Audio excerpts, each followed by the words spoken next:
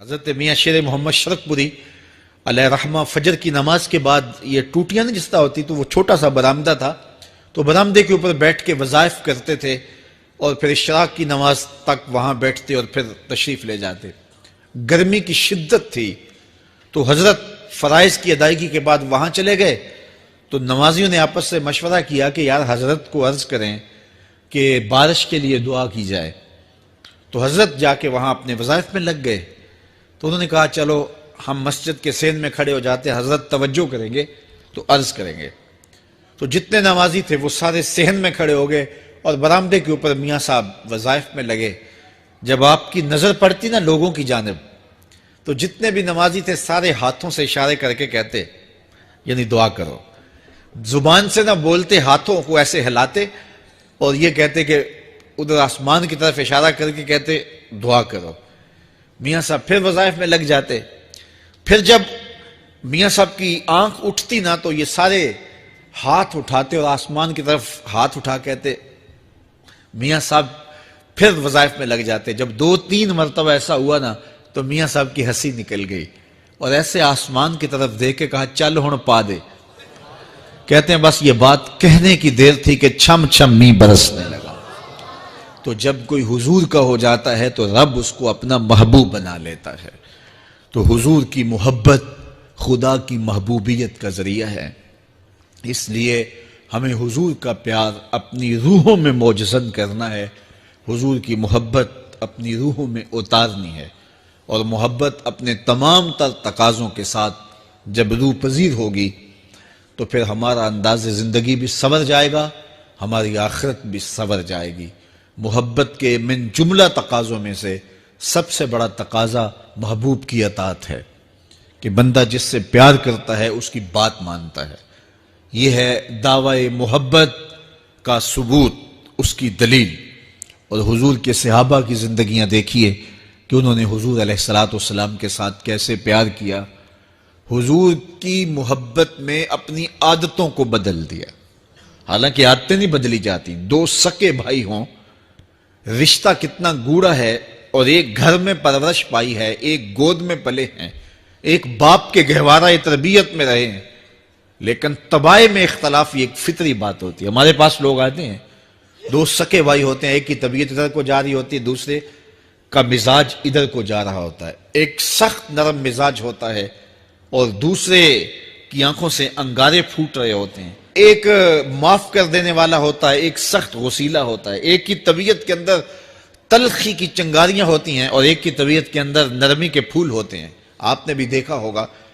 تو یہ ایسا ہوتا ہے۔ اب اسی طرح کھانے پینے کی چیزوں میں طبائع کا اختلاف یہ فطری بات ہے، ایک کو ایک چیز پسند ہوتی ہے، دوسرے کو وہ چیز پسند نہیں ہوتی ہے۔ بعض اوقات ماں کو مسئلہ ہوتا ہے کہ یہ چیز اگر میں تیار کرتی ہوں تو میرا دوسرا بیٹا نہیں کھاتا، تو اس کے لیے بعد سے الگ سے کوئی چیز تیار کرنی پڑتی ہے کہ اس کی ڈیمانڈ یہ ہے اور میرے اس بیٹے کی ڈیمانڈ یہ ہے۔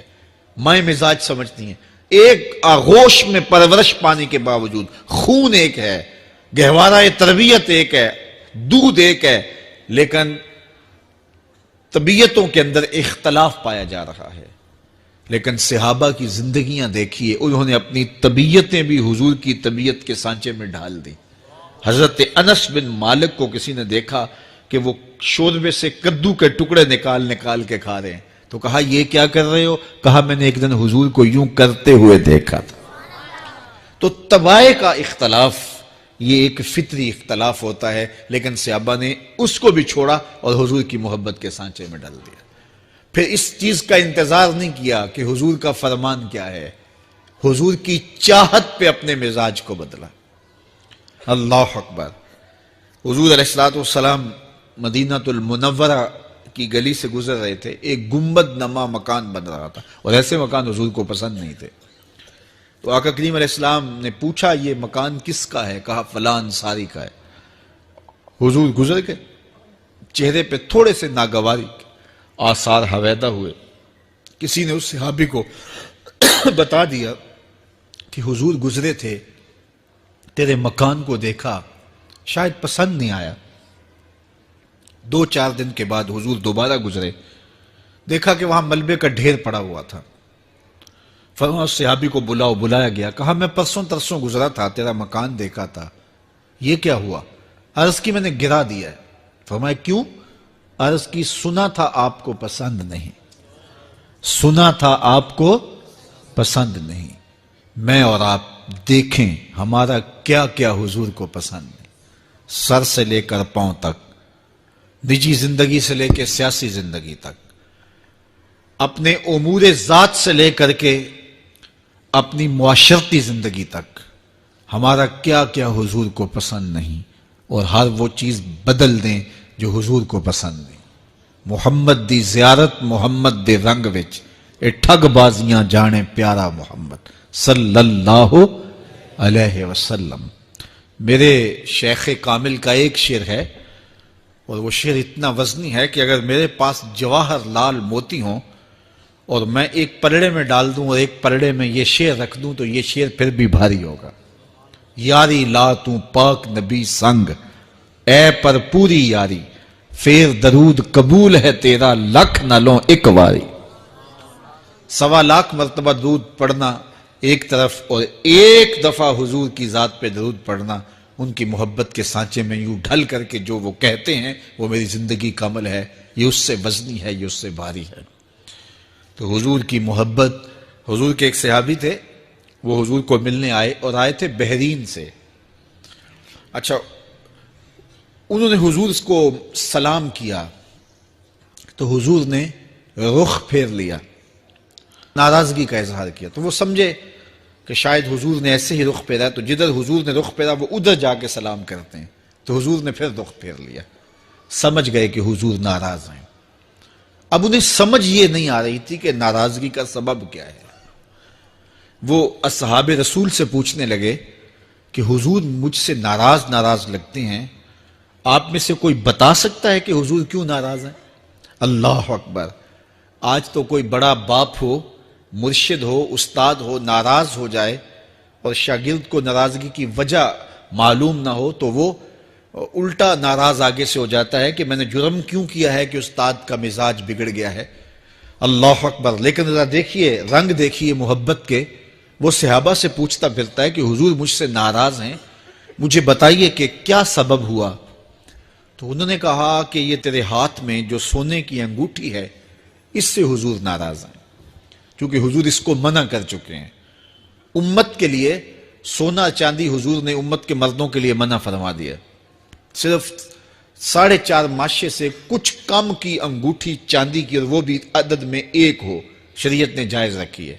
اگر 2 ماشے کی 2 ہوں گی تو پھر بھی جائز نہیں۔ عورت کو جائز ہیں 10 انگوٹھیاں پہنے، سونے کی پہنے، چاندی کی پہنے، یہ اس کا زیور ہے۔ مرد کو زیور کی ضرورت نہیں ہے، زینت کی ضرورت نہیں ہے، لہذا مرد کے لیے 1 انگوٹھی رکھی گئی ہے، وہ بھی اس لیے کہ اگر وہ کہیں مشکل میں ہو تو اس کو بیچ کر کے 2 وقت کا کھانا لے سکے۔ باقی اس کے لیے انگوٹھی 4.5 ماشے سے کم کا چاندی یا سونا 1 ماشا ہی کیوں نہ ہو، اس کے لیے جائز نہیں ہے۔ تو اس نے سونے کی انگوٹھی پہن رکھی تھی، لیکن اسے حرمت کا پتہ نہیں تھا، تو اس نے کہا کہ حضور مجھ سے کیوں ناراض ہیں؟ تو صحابہ نے کہا شاید یہ اس انگوٹھی کی وجہ سے ناراض ہیں۔ تو اس نے یہ نہیں کہا کہ مجھے تو پتہ ہی نہیں تھا، میرا کیا قصور؟ خیر، اس نے انگوٹھی اتار کے حضور کو پیش کرتے کہا حضور آپ اس وجہ سے ناراض ہیں؟ حضور نے انگوٹھی پکڑی اور ایسے پھینک دی، ناراضگی کی وجہ ختم ہو گئی، وہ بیٹھ گیا، بات شروع ہو گئی۔ اللہ اکبر! جب سلسلہ کلام ہوتا رہا، جب مجلس برخاست ہوئی، لوگ اٹھ کے گھروں میں جانے لگے، وہ بھی اٹھا اور الٹے پاؤں سے پیچھے چلا، تو کسی نے اس کو کہا وہ انگوٹھی تو اٹھا لو، سونے کی انگوٹھی ہے، قیمتی ہے، چلو تمہارے لیے پہننا جائز نہیں، تمہاری بیوی کے لیے تو جائز ہے۔ تو اس نے کیا جواب دیا سنیے، اس نے کہا واللہ لا آخذہ وقد طرحہ رسول اللہ صلی اللہ علیہ وسلم، اللہ کی قسم میں اس انگوٹھی کو کبھی بھی نہیں اٹھاؤں گا جس کو میرے حضور نے پھینک دیا ہے۔ تو یہ تھی ان کی محبت، یہ تھا ان کا انداز۔ تو آئیے میں اور آپ حضور سے اگر محبت کرتے ہیں تو حضور علیہ السلام کا طرز زندگی، حضور کا انداز معاشرت اختیار کریں۔ کثرت کے ساتھ مائیں بہنیں بیٹیاں بھی موجود ہیں، وہ بھی اپنی اولادوں کی تربیت اس نہج سے کریں کہ وہ حضور کی سنت، حضور کی سیرت، اور حضور کی اتباع کے سانچے میں ڈھل جائیں۔ زندگی کا مقصد ہی یہی ہے۔ آئے، بڑے ہوئے، جوان ہوئے، بوڑھے ہوئے، چلے گئے، ہم سے پہلے بھی چلے گئے، ہم بھی چلے جائیں گے، بعد میں آنے والے بھی چلے جائیں گے، لیکن حقیقی کامیابی اس کو نصیب ہوئی جس نے اس دنیا پہ آ کے دنیا کی زندگی کے مقصد کو سمجھا۔ ہم آئے کیوں تھے؟ زندگی کس لیے ہمیں دی گئی تھی؟ اکبر الہ آبادی نے کیا ستھری تنقید کی تھی، کیا بتائیں احباب، کیا کارنمایاں کر گئے، بی اے کیا، نوکر ہوئے، پینشن ملی اور مر گئے۔ یہ کوئی کام نہیں ہے، ہماری زندگی کا کوئی مقصد ہے جس لیے ہم انسان ہیں، اشرف المخلوقات ہیں۔ دیکھیے گدھا سارا دن بوجھ اٹھاتا ہے، اللہ اکبر۔ میرے صاحب نے گدھے سے بھی ایک موازنہ کیا ہے کہ سارا دن جو ہے وہ بوجھ اٹھائے اور کام کرے، اور پھر مالک اس کو غذا بھی نہ دے، وہ جا کے روڑیوں سے اور باہر سے جا کے چر کے پھر آ کے کام مالک کا کرے، مالک اس کو دے بھی نہ، اور وہ باہر سے کھا کے آئے اور کام مالک کا کرے۔ تو اگر بندہ ہو کے، انسان ہو کے اگر نہ کرے تو میرے حضور نے ایک لمبی ربائی ہے، اس میں آخر میں لکھتے ہیں، تو چنگا یعقوب یا کھوتا، تینوں شرم نہ آوے۔ کہ اگر وہ ایک گدھا بھی کام کرے، اپنی پیٹھ پہ بوجھ لا دے، اور تو اپنے مالک کے لیے کچھ نہ کرے، اور ساری نعمتیں مالک نے تجھے دی ہیں اور عزتیں اور آبرویں تیرے نام کی ہیں، اور تو اس کا حق ہی ادا نہ کرے، تو پھر کس طرح تیرے سے؟ تو پھر اولئک کل انعام بل ہم اضل، فرمایا تو چوپایا ہے بلکہ چوپایوں سے بھی بدتر ہے۔ تو میں اور آپ اپنے آپ کو انسان ثابت کریں، آج موقع ہے۔ سے ثابت نے اجے حواس تیرے، سے ثابت نے اجے حواس تیرے، کر لے نیکیاں رج کے تو، اڑیا رب رسول کیوں پل بیٹھوں، آ رب رسول ول پج کے تو، آئی موت ایتھے رہسن کم تیرے، آئی موت ایتھے رہسن کم تیرے، نیکیاں کر لے بھج کے تو، کی آکھ سن لوگ یعقوب تینوں، جب ٹر پیوں سر منہ کج کے تو۔ وہ وقت آئے گا جب تنیاں باندھ دی جائیں گی، جب دونوں جانب سے کفن باندھ دیا جائے گا، پھر پردہ ہٹا ہٹا کے دیکھا جائے گا، پھر بند کر دیا جائے گا۔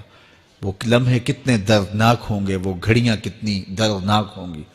آج مجھے اور آپ کو اللہ نے موقع دیا ہے، تو آج حضور کی سیرت کو اپنانے کا، اپنی روحوں میں اتارنے کا عزم کر کے